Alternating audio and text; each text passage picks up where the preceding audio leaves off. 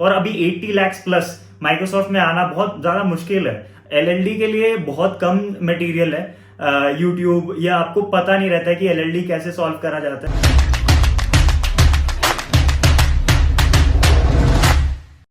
Hi guys, this is Shreyansh Goyal, welcome to my YouTube channel. तो आज हम डिस्कस करेंगे कि मैंने अपनी जर्नी जो है टीसीएस से स्टार्ट करी थी। एंड मैं टायर 1 कॉलेज से था भी नहीं, टायर 2 या टायर 3 कॉलेज से था। उससे मैंने माइक्रोसॉफ्ट क्रैक करा। तो भाई मेरा एक टीसीएस जो 6 लाख की नौकरी थी और अभी 80 लाख प्लस माइक्रोसॉफ्ट में आना बहुत ज्यादा मुश्किल है। मतलब एक सर्विस बेस्ड से फिर प्रोडक्ट बेस्ड में कैसे जंप करा, क्या क्या चीजें करी जो आपके लिए भी बेनिफिशियल हो सकती है। तो ये बहुत ज्यादा मोटिवेशनल जर्नी है। अगर आप भी ऐसी कोई कंपनी में हो, जैसे टायर 3 कंपनी में हो, जैसे टीसीएस जो अच्छा पे नहीं करती है, जो प्रोडक्ट बेस्ड नहीं है, उसको मैं टायर 2 या टायर 3 कंपनी बोल रहा हूँ। टायर 1 कंपनी गूगल वगैरह हो गई, फैंग वगैरह हो गई, और जो अच्छा पे करती है, कुछ स्टार्टअप्स भी अच्छे पे करती है, तो वो टायर 1 में आती है। तो अगर आपको टायर 1 कंपनी में जाना है, क्योंकि बहुत लोगों का ड्रीम रहता है कि टायर 1 कंपनी। आज भी भाई मैं किसी बंदे से बात कर रहा था, उसने बोला कि मेरे को गूगल में जाना है, गूगल मेरा ड्रीम कंपनी है, या माइक्रोसॉफ्ट में जाना है, माइक्रोसॉफ्ट मेरा ड्रीम कंपनी है। अगर आपको ये सारी ड्रीम कंपनीज में जाना है, टीसीएस वगैरह से या इन्फोसिस से, या कोई ऐसी कंपनी में जो सर्विस बेस्ड है, या 3 मंथ्स का उनका नोटिस पीरियड है, तो आप क्या कर सकते हो कि बोल सकते हो कि हाँ मेरा ये 3 मंथ्स का नोटिस पीरियड है एंड मुझे ये ले लो, लेकिन मेरे पास स्किल्स वगैरह है। आप क्या कर सकते हो, पहले ही आप रिजाइन कर सकते हो अपनी कंपनी से, एंड उसके बाद रिजाइन ले सकते हो वापस 3 महीने के बाद, अगर ऐसा नहीं मिलता है तो। ये बहुत ज्यादा एक अच्छी स्ट्रैटेजी है।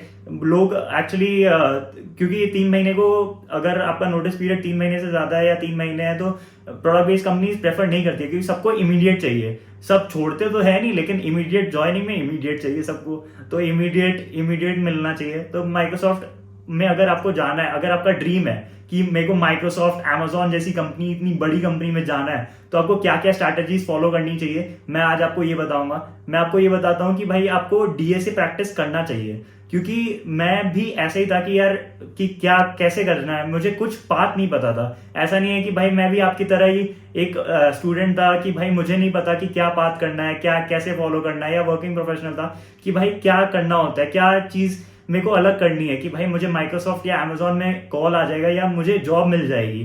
तो मैंने जो पाथ फॉलो करा जो अलग है, कि आप ये करो कि हर रोज एक डीएसए प्रॉब्लम करो। तो डीएसए लोग क्या करते हैं कि भाई कभी करते हैं, फिर वो भूल जाते हैं, और वो एग्जाम में सेम प्रॉब्लम आ जाता है, वो सॉल्व नहीं कर पाते वो प्रॉब्लम। तो मैं बोलूंगा कि हर दिन 1 घंटा डीएसए को दो। उसमें आप मिनिमम टू मिनिमम 3 प्रॉब्लम्स करिए, एंड मैक्सिमम जितना प्रॉब्लम्स कर सकते हो, ये मिनिमम 1 घंटा तो देना ही है अगर आप कोई कंपनी स्विच करने का देख रहे हो तो। क्योंकि डेटा स्ट्रक्चर्स काफी ज्यादा इंपॉर्टेंट है, एंड बहुत सारी शीट्स है, हर भैया ने शीट निकाल दी है, लेकिन मैं आपको यही बोलूंगा कि ग्राइंड 75 और ब्लाइंड 75 तो कर ही लेना। अगर आप कोई दूसरे शीट पे जंप कर रहे हो, तो ये दोनों शीट मैं बहुत ज्यादा बोलूंगा कि ये शीट तो कवर होना ही चाहिए। उसके बाद अगर मैं एलएलडी की बात करूं, तो एलएलडी के लिए बहुत कम मटेरियल है यूट्यूब, या आपको पता नहीं रहता है कि एलएलडी कैसे सॉल्व करा जाता है। तो एलएलडी में आप देख लीजिए क्या क्या क्वेश्चंस पूछा जाता है। तो मैंने क्या करा था, मैंने देखा था कि क्या क्या इंटरव्यूज होते हैं एलएलडी में। एलएलडी की मैंने शीट बनाई हुई है, मेरे पास एलएलडी की शीट है। आप अगर डिस्क्रिप्शन में देखोगे तो एक एलएलडी की शीट पड़ी है, उसमें कुछ 50 क्वेश्चन है। तो आप वो 50 क्वेश्चन सॉल्व करोगे ना, तो आप एलएलडी का कोई भी क्वेश्चन कर लोगे।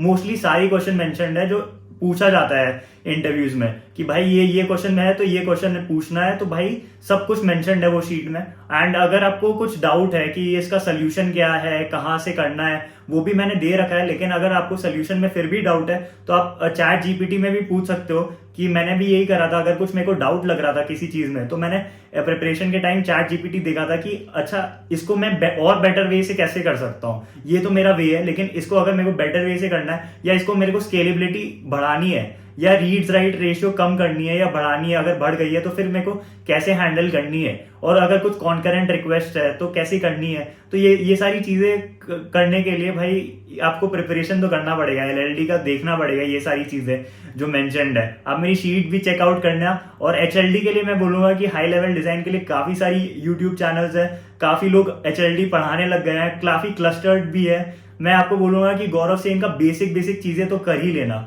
जो गौरव सेन ने बताया एचएलडी के लिए कि ये डिजाइन, यूट्यूब डिजाइन, उनका कुछ जो है डिजाइन बहुत प्रोमिनेंट वो सारी चीजें कर लेना, जो बेसिक बेसिक चीजें, आपको एक आइडिया लगने लग जाएगा। उसके बाद वही जो कंपनी के लिए आप दे रहे हो, जैसे माइक्रोसॉफ्ट या अमेजोन जिसके लिए भी दे रहे हो, उसमें आप देख लेना ये क्या क्या क्वेश्चंस पूछती है माइक्रोसॉफ्ट या अमेजोन।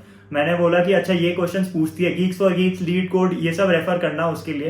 एंड मैं सजेस्ट करूंगा ज्यादा से ज्यादा गीक्स फॉर गीक्स रेफर करना। कोई ये पेड प्रमोशन नहीं है, मेरे को भी यही चीज हेल्प करा था, तो मैं आपको यही सजेस्ट करूंगा कि गीक्स फॉर गीक्स आप देख लेना एंड उससे आप देख लेना कि कैसे आपको हेल्प मिलेगा। तो मैंने भी गीक्स फॉर गीक्स रेफर करा था कि ये कैसे करना है, आर्काइव्स वगैरह क्या है, क्या क्या पूछती है।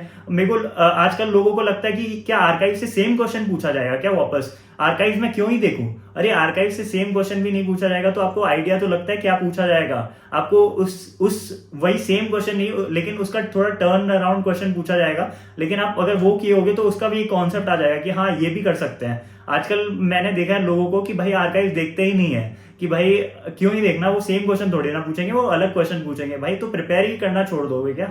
तो भाई एचएलडी में आपको ये सारी चीजें जो है मैंने बोला है, बताया, फॉलो करना है। मैं कोई कोर्स के लिए मना करूंगा, अगर आप डीएसए, एलएलडी, एचएलडी का कोई कोर्स करना चाहते हो, सब भैया दीदी लोग पैसे कमाना चाह रहे हैं, कोई कोर्स मत करो। मैं आपको बोलूंगा कि आप खुद से प्रिपेयर करो। मैंने खुद से प्रिपेयर करा है, मैंने कभी कोई कोर्स नहीं लिया।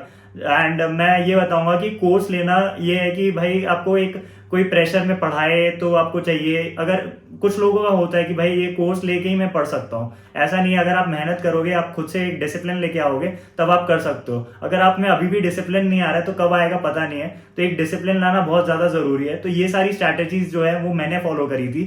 एक टायर 3 और टायर 3 कॉलेज और एक टायर 3 कंपनी से आते हुए मैंने टीसीएस से शुरुआत करी और मैंने इतना जंप करा और फिर मैं इधर तक पहुंच गया हूँ। एंड ये काफी रिमार्केबल जर्नी थी। तो अगर आपको ये वीडियो अच्छा लगा तो ये वीडियो को लाइक कर दीजिए, और अगर आपको ये वीडियो से कुछ आप लेके जा रहे हो घर, तो ये वीडियो को आप नए भी हो तो आप ये चैनल को सब्सक्राइब कर दीजिए, और अगर अभी तक बेल आइकन को नहीं दबाया, बेल आइकन को भी दबा दीजिए। चलिए मिलते हैं नेक्स्ट वीडियो में। Thank you guys.